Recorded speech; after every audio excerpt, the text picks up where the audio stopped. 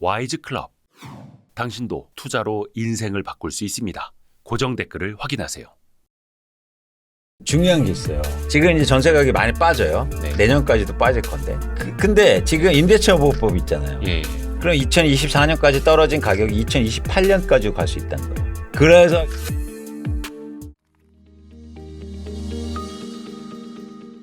아까 그 분양가에 대해서 제가 여쭤봤을 때 네. 분양가는 앞으로 더 오를 수 있다라고 말씀을 해주셨잖아요. 근데 시장이 좋을 때는 분양가가 오르면 주변 집값도 같이 끌어올리고 막 이랬지 않습니까? 네. 근데 지금은 분양가가 오르면 어떻게 될까요? 분양가가 오르면 미분양이 증가하겠죠. 어떤 주변 시세에 같이 좀 긍정적 영향을 주는 게 아니고. 아니죠. 네. 그거는 왜냐면 다시 돌아가서 이 시장이 지금 사용하는 시장이기 때문입니다. 아직 투자 수요가 들어오기에는 어렵다. 네. 그래서 자꾸 투자 수요를 끌어들이려고 정책을 푸는 거예요. 계속 규제 완화하고 다주택자 규제까지 완화하고. 그렇죠. 그다음에 지금 청약 시장에 실거주 의무도 없앤다는 거잖아요. 아, 네. 실거주 의무를 집을 네. 정책이 실제로 거주하는 사람들 비율을 올리고 주거 안정성을 추구해야지. 왜 가격에 포커스를 맞춰서 왜 투자하는 사람들을 시장에 불러 들어오려고 하고 있습니까? 그 실거주 의무가 보통 이제 2년에서 5년 뭐 이렇게까지 있지 네, 않습니까? 네, 근데 네. 그거를 이제 아예 폐지하겠다. 네. 실거주 의무. 이거는 아직 법이 통과되지는 그렇죠, 않았더라고요. 그렇죠. 아직 국회에 좀 묶여 있기는 한데. 그렇죠. 근데 거기에 대해서는 대표님은 좀 부정적으로 보시는. 아니 저는 뭐 시장을 전망하는 입장에서 네. 그 정책에 대한 의사 판단은 없어요. 대신 그 정책이 가격에 어떻게 영향을 미칠 수 있고 시장에 영향을 미치는가 이걸 분석해야 되는데 네. 사실 실거주 의무가 없어지면 다시 분양 시장이 잘 될 수 있단 말이에요. 네네네네. 그렇죠. 투자자들이 들어와서 그렇죠. 그럼 분양가도 올라가고. 주변 시세에 영향 주겠죠. 그런데 중요한 건 주변 시세에 영향을 못 줄 거예요. 왜? 주변 시세는 투자자들이 들어올 수 있는 환경이 아니거든요. 아, 분양까지는 가능하지만 전매까지는 가능하니까. 그러면 언밸런스가 맞춰져요. 아, 네. 분양 시장은 좀 괜찮아지고 기존 주택은 계속 좀 시름시름하고. 그렇죠. 그렇죠. 그러다가 이 분양 시장을 막 줬다가 어떻게 되냐면 결국엔 분양권을 못 팔게 될 거예요. 투자로 사놓은 사람들. 계약금만 내고 아, 중도금 대출로. 나중에 누구 하나는 뒤에서 물린다. 그렇죠. 아니 누군가 받아줘야 될 거 아니에요. 네네, 그렇죠. 그래야 투자하는 사람들은 그걸 위해서 샀거든요. 그렇죠. 피해 잔금을 피해를 못 줄 내요. 잔금을 못 낼 거예요. 음. 전세 가격도 떨어질 테니까. 그러면 시장에 다른 경착륙을 또 만드는 거예요. 이해하셨죠? 네. 네. 그래서 그렇게 좋아하는 시장은 사실은 너무 막 지나치게 참여하고 간섭하지 말아야 된다는 거예요. 근데 왜 특히 간섭하지 말아야 된다는 건 뭐냐면 투자 수요라든지 이거에 대한 컨트롤을 되게 잘해야 돼요. 함부로 막 열어주고 이러면 안 된다는 거죠. 그러면 불균형이 일어나거든요. 그런데 이런 거예요. 투자하는 분들은 아주 독특한 성격이 있어요. 막 정책을 풀어주고 투자하라고 그래도 돈을 못 벌 것 같으면 안 들어와요. 네. 그렇잖아요. 네네네. 네. 그렇죠. 전망에 따라서. 네.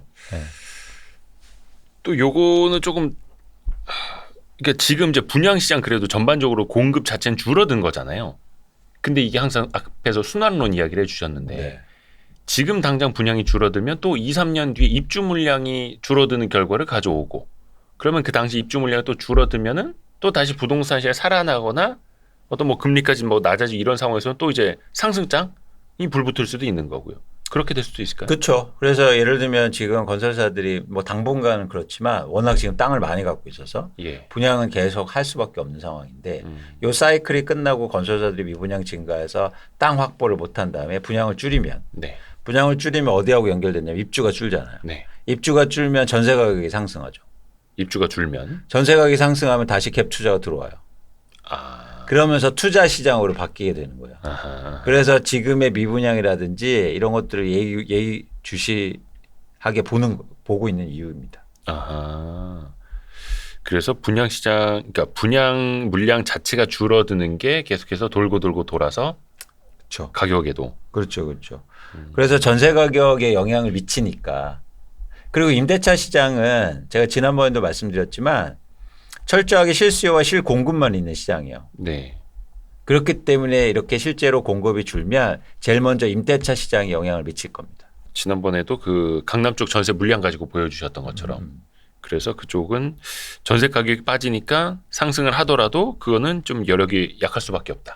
그래서 약간 여기서 이제는 중요한 게 있어요. 예. 지금 이제 전세 가격이 많이 빠져요. 네. 내년까지도 빠질 건데 빠지게 되면 네. 입주가 줄게 되면 나중에 이제는 오르잖아요. 뭐 2년 지나고 하면요. 근데 지금 임대차 보호법 있잖아요. 예. 5%. 그래서 예를 들어서 2024년까지 5%고 4년간 네네. 한 번 갱신권이 있으니까 네. 그럼 2024년까지 떨어진 가격이 2028년까지 갈 수 있다는 거예요.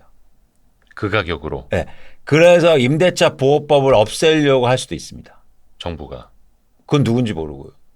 뭐 그래야 투자 수요가 저는 누군지 알 것 들어오니까. 같은데요. 그래야 투자 수요가 들어오잖아요. 아, 이해하셨죠? 그래서 요즘 전세제도 폐지를 얘기하는 거예요. 전세제도 폐지에서 생략된 단어가 있어요. 네. 전세 임대차 보호법 폐지. 그 전세 제도를 폐지할 수는 없죠. 그럼 뭐 시장에서 뭐 거래하고 계약을 하는 네. 거니까. 근데 임대차 보호법을 폐지를 하면 네. 자연스럽게 전세 가격이 오를 수 있고 집값도 같이 부양이 될 수 있고. 그렇죠. 물론 요거는 아직까지는 예측의 영역이니까. 아니 그냥 제가 얘기한 겁니다. 예측은 아니고요. 네. 그리고 약간 요것도 결이 다른 질문일 수도 있을 텐데 좀 마음 아픈 게 최근에 아파트 조금 부실 시공 것들이 좀 뉴스에 많이 나와요. 근데 실제로 예전에 블라인드인가 이런 앱에서 보면 건설사 일하는 사람입니다. 철근들 아마 많이 빼돌릴 겁니다. 그래서 코로나 이후에 초인플레이션 시대에 건축한 아파트들은 조심하세요라는 글이 있었는데 당시에는 갑론을박이 되게 많았었는데 지금 이제 약간 성지글이 됐대요. 오. 그 뉴스에 많이 나왔잖아요. 그래서 네. 실제로 철근이 좀 적게 들어갔다 막 이러면서 물론 가격이 많이 올라서 이 타산을 맞추려고 머리를 썼겠지만 그거는 이제 또 불법의 영역으로 가버리는 거잖아요. 이 질문은 뭐 부동산 시장과는 관계는 없습니다만 되게 이게 예민한 질문인데 그래서 초인플레 시대에 건축된 아파트는 과연 믿을만한가라는 엉뚱한 질문을 한번 드려봅니다. 근데 저는 이제 건설사도 다녔었잖아요. 예. 건설사가 다녔는데 중요한 게 뭐냐면 인플레이션 때 물가가 올라서 그렇게 개연성 있게 말을 할 수는 있겠지만 네. 중요한 거는 사실 그건 아니에요. 뭐냐면 지금 약간 그런 우려가 있는 이유는 그동안 너무 일시로 많이 지었어요. 전국에서. 네, 네. 그러니까 우리나라 건설사들이나 이런 건축자재 일종의 역량, 캐파 네. 이게 연간 한 제가 볼 때 30만 가구 정도로 맞춰져 있거든요. 건자재 캐파가 건자재뿐만 아니라 건설사들의 시공 능력 자체가 30만에서 많으면 한 뭐 40만 호. 근데 최근에 막 누적적으로 7, 8년간 40만 호 이상씩 막 분양된 적이 한두에 있단 말이에요. 그러다 보니까 일시적으로 많이 지어지니까 네. 철근이나 이런 원자재 가격도 많이 오르고 수요가 많으니까. 그렇죠? 네. 그다음에 시공하는 게 훨씬 더 중요하거든요. 예. 그 안에 자재보다도. 그러니까 일시로 동시에 많이 시공하다 보니까 상대적으로 시공 능력이 안 되는 협력업체들이 아하. 쓰이기 시작했어요. 이해하셨죠? 이거 뭐 누구를 비하려고 하는 건 아닙니다만 좀 숙련되지 않은 사람들 혹은 이제 외국인 노동자들. 그렇죠. 그리고 비숙련 외국인 노동자. 그런 협력업체들이 쓰인 데가 최근에 붕괴의 원인이기도 했어요. 협력업체들이. 네. 이해하시죠? 우리나라 협력업체가 100개밖에 없는데 아파트를 엄청 많이 지으니까 100개 중에서 A급은 30개고 네. 30개가 먼저 쓰일 거 아니에요. 네. 근데 점점 더 이게 밑으로 내려오는 거예요. 그래서 쉽게 말해서 대형사들도 밑에를 쓰기 시작하는 거예요. 근데 대형사 아파트의 특징이 뭡니까? 고층이잖아요. 그러니까 더 뭔가 더 대단지고 더 고층인데. 도층이니까 훨씬 더 그런 리스크가 있는 거죠. 그래서 그 문제들. 근데 그거를 일시적으로 늘려 나갈 수가 없잖아요. 왜냐하면 해외에서 수입할 수 없어요. 그런 업체들을. 네, 네. 왜냐하면 다 다르기 때문에 아파트 그렇죠. 공정이라든지. 그래서 그런 역량의 문제가 컸다.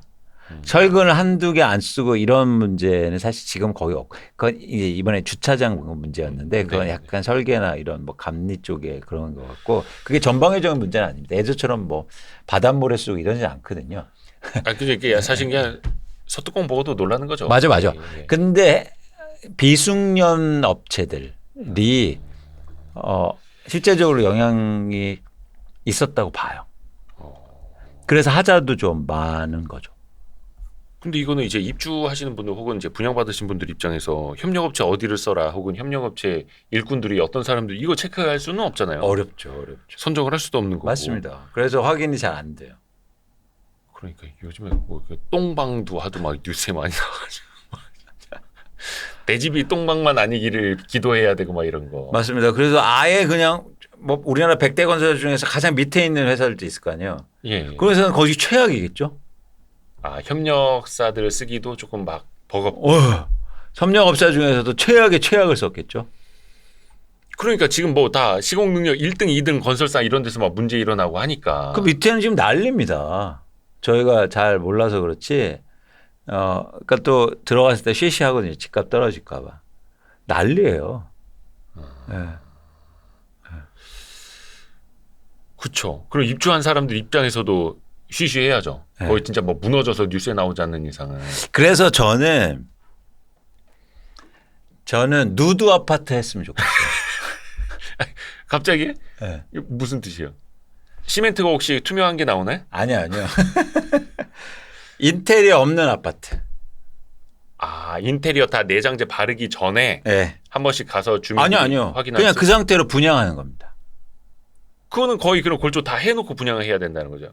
약간 후분양은 아니고 중간 아니 분양. 선분양해도 예. 인테리어가 안 돼 있는 아파트를 개개인들이 사서 사실 거기에 나오는 부실은 많지 않아요. 회사 뭐 무너지거나 이러진 않거든요. 네네네. 시멘트하고 철근이나 이런 그쵸. 공격은 근데 안에서 부실이 훨씬 더 많거든요. 인테리어 하는 부실. 뭐 뜨고 뜨고 막 물 새고 막 네네. 이런 거. 그렇죠. 그거는 다 뭐 파이프라든지 이런 문제. 그런 거는 해주는데 안에서 뭐 싱크대 설치하고 뭐 마루하고 이런 것들은 각자 하게 하는 거예요. 그걸 누드 아파트라고 그래요. 분양가도 낮아지고 그렇죠. 본인의 선택권이 그렇죠. 뭐 필요한 사람들은 뭐 한 50집씩 모아서 공동구매할 수도 있는 거고. 그렇죠. 싱크대 공동구매. 그래서 비리도 많이 없어질 겁니다. 그래서 여러분들 재건축 조합은요. 여러분들 그걸 한번 제안해 보세요. 거기에 현혹되지 마세요. 뭐 이태리제 식탁, 뭐 프랑스제 뭐다. 그거 여러분들이 개인적으로 하는 게 훨씬 쌀 수도 있어요. 그 중간에 다 붙여 먹죠. 그러니까. 너무 그렇게 아니 근데 이 사실 조합도 그렇고 뭐 한 100집이서 뭐 따로 우리가 공동구매하자고 해도 또 붙여먹는 사람 나와요. 근데 훨씬 더 네. 그 공정할 수 있다는 거죠. 그래서 저는 한국에 누드 아파트가 도입됐으면 좋겠습니다. 그러면 재건축 사업도 되게 빠르게 잘 진행될 수도 있어요. 괜찮죠? 뼈대까지만 해놓고 그렇죠. 그 상태에서 그 안에서 알아서 해라. 그리고 분양가도 훨씬 낮아질 거 아니에요. 그렇죠? 그러니까 누드 아파트라는 게 제가 처음에 잘못 이해를 한 게 골조까지가 되었을 때 분양을 하는 게 아니라 분양을 해놓고 골조까지만 지어놓고 잔금 입금하세요. 그렇죠, 이 개념인 거죠. 그렇죠. 그래서 안에 인테리어나 이거는 각자 하게 하는 거예요. 각자 해서 뭐 2달을 인테리어 하든 그렇죠. 보름만 하든 그렇죠. 뭐 아니면 그냥 공구리 상태에서 들어가서 살든 그렇죠. 그래서 나 사정 안 되니까 일단 그걸 받아놓고 일단 지금은 욕실만 해놓고 살다가 예. 돈 좀 생기면 이제 식탁도 좀 사고. 근데 지금 바닥도 다 깔고. 중국은 그렇게 분양하는 것도 많거든요. 그래요? 네. 그러니까 거의 뭐 보일러랑 전기 정도만 해놓고 수도 이런 기본적인 것만 다 해놓고 그것만 해놓고 나머지 안에 내가 들어가는 할게. 거. 네. 그러면은 요즘 각자 취향도 다 다른데 좋잖아요. 건설사는 싫어하겠네요. 건설사는 건설사 붙여야 엄청 되는데. 싫어하겠죠. 마진 거의 많이 남잖아요. 뭐 조경 이런 데서도 많이 남는다 막 그러던데. 그거는 나중에 제가 속 시원하게. 네, 뒷이야기. 제가 한 20년간 그 일만 해왔으니까. 건설사 퇴사하신 지가 몇 년 되신 거죠? 그러니까 제가 6년간 다녔는데 네. 사실 건설사를 또 15년간 분석했잖아요. 네네네. 저 다 친구들이 건설사 다닙니다. 이제는 말할 수 있다 이거 아닙니까? 그래서 고민이에요. 말할 수는 있는데. 이제 독립 리서치니까. 네. 독립 리서치니까. 그렇죠. 알겠습니다. 시간이 4시 반이 넘었네요. 네, 네, 이제 네. 가셔야 되죠. 네, 좀 아쉽네요. 이건수 대표님하고 더 해야 되는데. 제 시간이 너무 쏜살같이 가네요. 네. 중요한 얘기를 많이 못했는데. 아 그래요? 네. 또 하시면 되죠 뭐. 그러니까요. 네, 시간 또 내주십시오. 네. 아까 최첨단 시스템으로 이제 이메일로 다 여러분께 받아가지고 엑셀 작업해갖고 이렇게 해갖고 메일 보내주시는. 저 손목이 아팠어요. 네, 23년 전 최첨단 시스템은 저희가 그 이메일 주소를 고정 댓글에 달아놓겠습니다. 너무 감사하죠. 근데 또 그래서 여러분 너무 많이 들어오시면 또 손목. 그래서 제가 말씀 꼭 드리고 싶은 게 있어요. 막 메일 보내시는데 저 강남에 집 2채 있어요. 한 채 팔까요 말까요? 이거는 아니죠. 그분들이 저보다 더 잘하실 테고. 그런 분들은 저희 YG 클럽으로 좀 보내주시면 안 됩니까? 저희 좋은 그런 게 있네요. 세미나 공부하는 게 있는데. 그렇죠. 이제는 돈 내고 하시는데 VIP 컨설팅 받으시고 네네. 저는 이제 무주택자분들이나 아니면 부동산 잘 모르시는 분들, 네네네. 뭐 30, 40대나 그런 분들이 진짜 이렇게 원하시는 분들이 보내주시면 좋겠다. 조금 양해를 구하면 제가 1주택자까지는 괜찮습니까?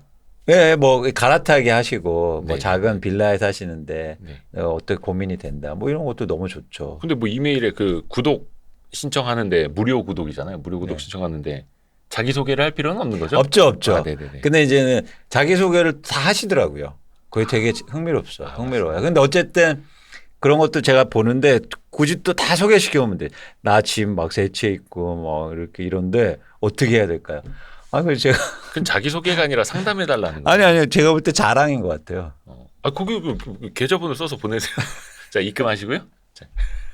그래서 저는 어쨌든 조금 여러분들이 네. 시장을 좀 공부하고 싶으시고 그런 분들이 보내셨으면 좋겠고 제가 뭐 구별하는 건 아닙니다. 그냥 또 그렇게 내용 안 보내셔도 그냥 보내시면 여러분들 이메일 주소 제가 체크할 수 있으니까 이름만 알려주시면 돼요.